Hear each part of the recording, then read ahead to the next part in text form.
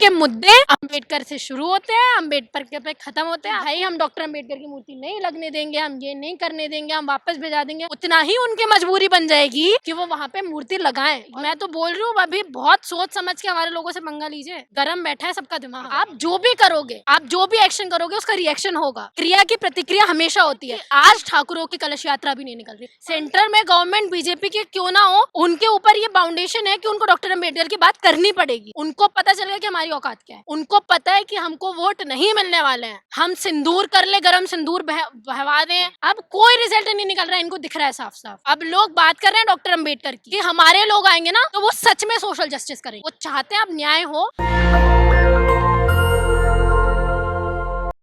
वो जो अमित शाह से शुरू हुआ था डॉक्टर अंबेडकर का लेके कि अंबेडकर अंबेडकर करते हो, अब ये मूर्ति तक जो बात आई है, आप देख रहे हैं थोड़ा सा भी टाइम स्पैम नहीं है, कहीं भी गैप नहीं है और डॉक्टर अंबेडकर लाइमलाइट में बने हुए हैं, लगातार बने हुए हैं। इनके मुद्दे अंबेडकर से शुरू होते हैं, अंबेडकर पे खत्म होते हैं। जितना ये टारगेट करेंगे ना हमारे लोगों को, जितना ये लोग आएंगे, जितना ये लोग बोलेंगे कि भाई हम डॉक्टर अंबेडकर की मूर्ति नहीं लगने देंगे, हम ये नहीं करने देंगे, हम वापस भिजा देंगे, उतना ही उनकी मजबूरी बन जाएगी कि वो वहाँ पे मूर्ति लगाएं और उनके देख रेख में ही मूर्ति लगेगी। और लिख के ले लो। अच्छा, कहा यह जा रहा है कि दलित मतलब वो चीफ जस्टिस है वहाँ के, ग्वालियर के जज हैं, इसके बावजूद भी उनकी भी नहीं सुनी जा रही। देखिए मैं आपको एक इंफॉर्मेशन दे दूं, जो कैद सर थे, सीजी जो थे सुरेश कैद सर, वो थे चीफ जस्टिस एमपी के, है ना। अभी फिलहाल में उनका रिटायरमेंट हुआ है, ठीक है, उन्होंने पार्टी दी हुई है।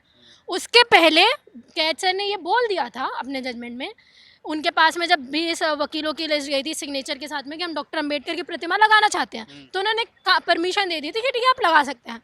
उसके पहले पीडब्ल्यूडी ने बाकायदा वहाँ पे वो फाउंडेशन वगैरह बना दी थी, है ना। फिर इनको समझ में आया कि भाई अब पांडे जी मिश्रा जी को ये लगा कि हमसे तो पूछा नहीं, अब कैसे पूछा नहीं, हमारे बिना तो वास्तुशास्त्र के बिना तो तुम कुछ नहीं करते हो यार, तुम घर नहीं बनाते हो, तुम कुछ भी नहीं करते हो, तो हमसे कैसे नहीं पूछा, अब हम करेंगे विरोध। अगर पूछ लेते तो शायद फेवर कर देते, पर पूछा नहीं तो विरोध कर दिया। और उनको ये भी चीज़ पता थी, आपको मैं बता दूं कि रिटायरमेंट होने वाला है कैद सर का, तो उनको पता था मुद्दा थोड़ा खिंच जाए, हमारे लोग आ जाएं, और उनको ये भी पता था कि कोई जो सीजी आएगा वो अपना ही होगा, क्योंकि एमपी में पूर्ण बहुमत की सरकार है बीजेपी की, है ना। सारे विधायक उनके, सारे एमपी उनके, उनको किसी चीज़ की कमी तो है नहीं। और उनको पता है एक बार कैद सर जाएंगे तो हमारा आएगा तो वो तो देगा नहीं।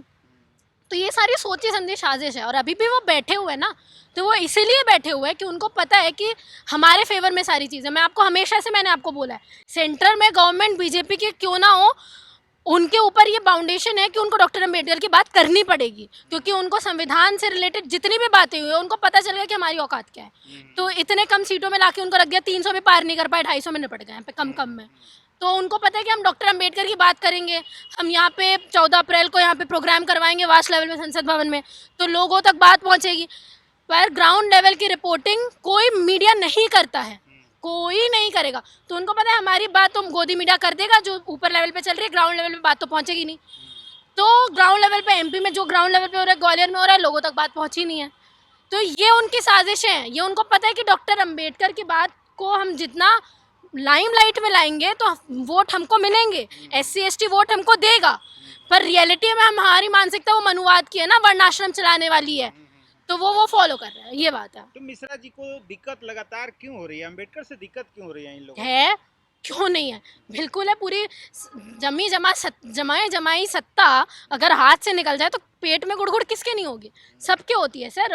और लोग बोलते हैं ना कि वो तो वकील है तो डॉक्टर अंबेडकर का तो फेवर करना चाहिए। मैं तो बोलती हूँ वो अपनी जगह विरोध कर रहा है, वो सही है। पूछो क्यों? क्योंकि एक वक्त था जब ब्राह्मणों के हाथ में, वो भी पुरुषों के हाथ में ही सब कुछ था, तो डॉक्टर अंबेडकर रहते नहीं रहते उन्हीं के हाथ में सब कुछ होना था। वो तो डॉक्टर अंबेडकर की वजह से पावर डिस्ट्रीब्यूट हो गई, उनकी महिलाएं भी आ गई, शूद्र भी आ गए, ठीक है, अति शूद्र भी आ गए, उनकी महिलाएं भी आ गई, उनके रिजर्वेशन भी आ गया। तो वो तो बौखलाहट तो उनको होगी ना भाई। तो वो तो ये चाह रहे हैं कि जो सत्ता है वो हमारे हाथ में ही रहे, इसलिए वो डॉक्टर अंबेडकर का विरोध कर रहे हैं, डॉक्टर अंबेडकर का विरोध कर रहे हैं। और वो जो कह रहे हैं ना कि देखो भीम आर्मी कहाँ है, तुम तो बहुत बोल रहे थे, मैंने वो रील देखी थी, काफी फेमस हुई थी, कहाँ है, तुम तो बहुत बोल रहे थे डॉक्टर अंबेडकर की मूर्ति लगाएंगे। चिंता मत करिए, अभी आने वाला टाइम है, है ना। 11 जून कौन से तारीख को डॉक्टर चंद्रशेखर ने आह्वान किया है कि हम पहुंच रहे हैं, तो हो सकता है।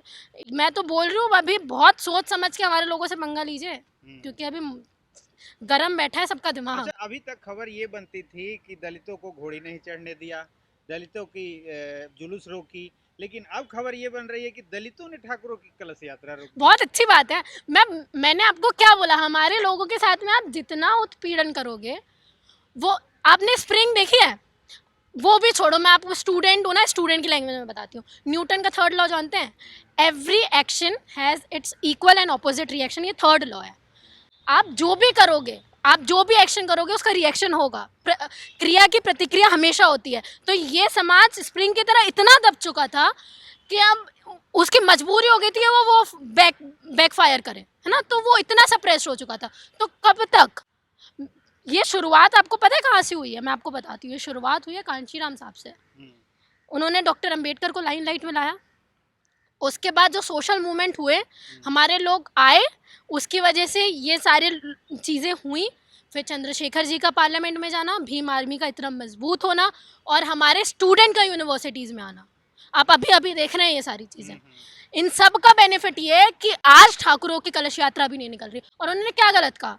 आपने अगर डॉक्टर अंबेडकर की जो बर्थ एनिवर्सरी थी उसमें वो यात्रा निकाल रहे थे, तो उन्होंने, आप लोग ने पूछा कि आप इसका बताइए, पुलिस क्या है, मतलब आप बताइए ना, ऑफिशियल लेटर तो होगा। तो उन्होंने मना कर दिया, नहीं है तो आप यात्रा नहीं निकलेगी।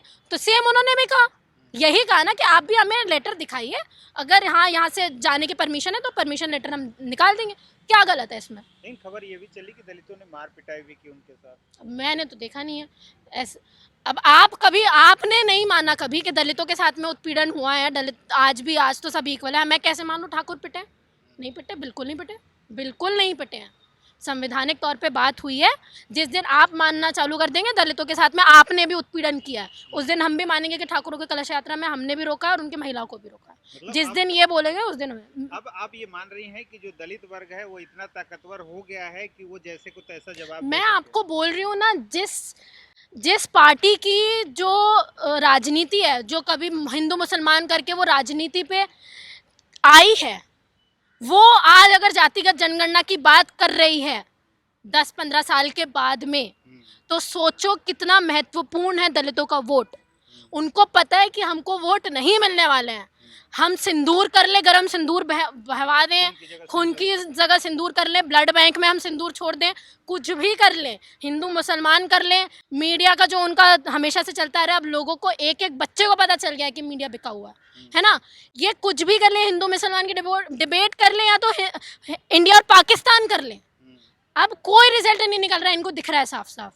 अब लोग बात कर रहे हैं डॉक्टर अंबेडकर की, अब लोग बात कर रहे हैं उनके रिफॉर्म्स की, और मैंने हमेशा से आपको कहा डॉक्टर अंबेडकर की बात होगी ना तो उनके काम गिनाए जाएंगे। तो जितने लोग बोलते हैं ना कि डॉक्टर अंबेडकर ने किया क्या है, BN राव ने कॉन्स्टिट्यूशन में असेंबली में थे, उन्होंने संविधान लिखा, यही हो तुम मजबूर हो जाओगे कि तुमको पढ़ना पड़ेगा डॉक्टर अंबेडकर के बारे में, तब पता चलेगा। और इनकी जितनी भी महिलाएं घूम रही है ना, इन स्वर्ण महिलाओं को भी पता चलेगा कि तुम्हारे ही लोग थे जो हिंदू कोड बिल का वहाँ पे विरोध कर रहे थे, डॉक्टर अंबेडकर तुम्हारे फेवर में लड़ रहे थे ना। ये सारी बात है। तो मतलब अब समय बदल रहा है, बिल्कुल बदल रहा है, और मुझे बहुत अच्छा लग रहा है समय बदल रहा है, क्योंकि मैं ये नहीं बोल रही हूँ कि हम उत्पीड़न करने वाले हैं, मैं ये बोल रही हूँ कि हमारे लोग आएंगे ना तो वो सच में सोशल जस्टिस करेंगे। हमारे लोग सत्ता चलाना बहुत अच्छे से जानते हैं, और ये मैं इसलिए नहीं बोल रही हूँ कि अभी आ रहे हैं, ये मैं हिस्ट्री से लेके बोल रही हूँ। आप चाहे अशोक को देख लीजिए, चंद्रगुप्त को देख लीजिए, है ना, हर्षवर्धन को देख लीजिए, आप कितने भी राजाओं को देख लीजिए, शूद्र रहे हैं, उन्हीं की लेगेसी अभी तक फॉलो करते आ रही हैं। लेकिन अभी जब पावर में आएंगे तो आप तो बात तो वही होगी कि वो क्रिया की प्रतिक्रिया करेंगे जैसा उन्होंने किया था।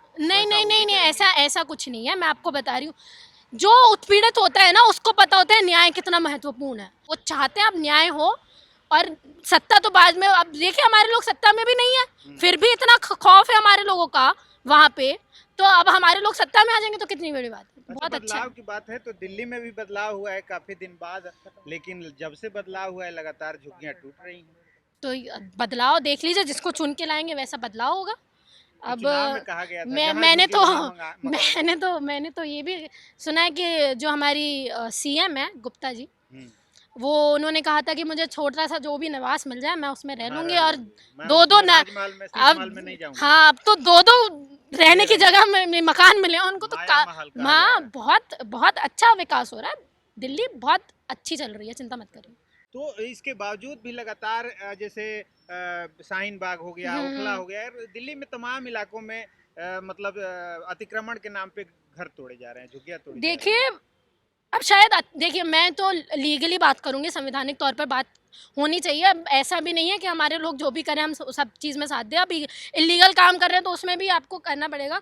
अतिक्रमण वाली जगह है पर यार आप ये भी देखिए ना, वो कब से रहते आ रहे हैं वहाँ पे, है ना। आप कोई बात नहीं, आप उनके खाली करवा रहे हैं अतिक्रमण के, उनको रहने के लिए जगह तो दो, कोई फ्लैट तो दो, कुछ भी तो दो। अब तुम्हारी वोट के टाइम में तुम झुग्गियों में जा जाके तुमने वोट मांगे हैं, ठीक है, झुक झुक के हमको वोट दे देना।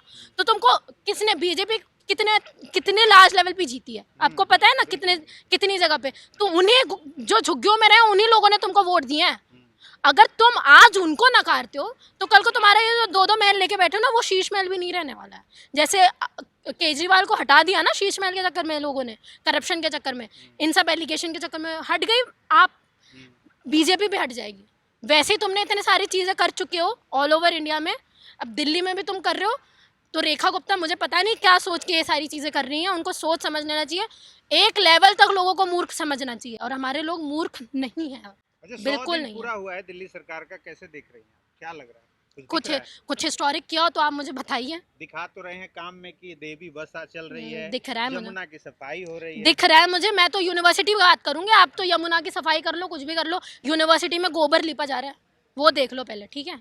मैं तुम यूनिवर्सिटी के लिए रिसर्च का पार्ट है वो। काय की रिसर्च सर, तुम मतलब इतने बेवकूफ हो, इतने बेवकूफ हो। तुम एसी में बैठे हुए हो, अपने घर में पहले लिपाई पुताई कर लो। और ये जो तुम बोल रहे हो ना कि वो ठंडा कूलिंग करेगा, ऐसा कोई साइंटिफिक रिसर्च नहीं है। ये तो ये भी बोल रहा है कि गौमूत्र में भी हमारे बहुत कुछ है, गोबर में बहुत कुछ है, खा लो फिर, खा लेना चाहिए तुमको च्यवनप्राश के जैसे। जिस दिन तुम्हें फायदा होने लगेगा उस दिन हमको बता देना, हम भी सब कर लेंगे लिपा पोती।